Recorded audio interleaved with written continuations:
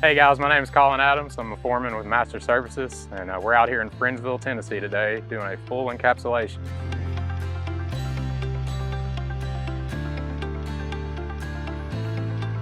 First things first, upon arriving, we obviously talk with the homeowner, make sure everything's good, everybody's on board with the plans, and then we crawl inside and start pulling out all the trash. Plastic, blocks, anything that's left in there that might mess up our process with the clean space and the drainage matting, and we just want to get all that stuff out of there. Next step is that we'll actually lay down the drainage matting. So the purpose behind that, it's actually got ripples in the plastic and it allows any groundwater to pass through.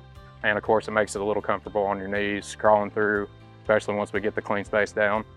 Once the drainage matting's down, next step would be actually to wrap all the piers and walls with our clean space wall system.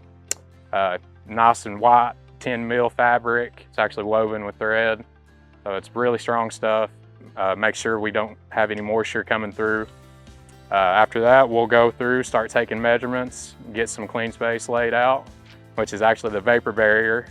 Everything matches up white, so once it's all finished down, it's going to be a really pretty look, nice and clean. Especially once we get some whites going inside the crawl space, it just really magnifies it all.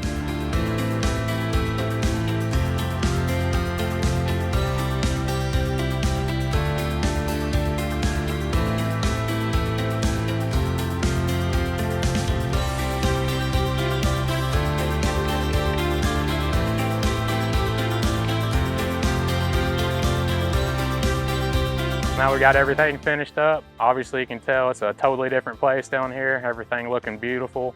Main part is we've got this encapsulated fully for the homeowner so they don't have to worry about any other problems in the future. Thank you guys for coming out with us today, and we'll look forward to seeing you next time.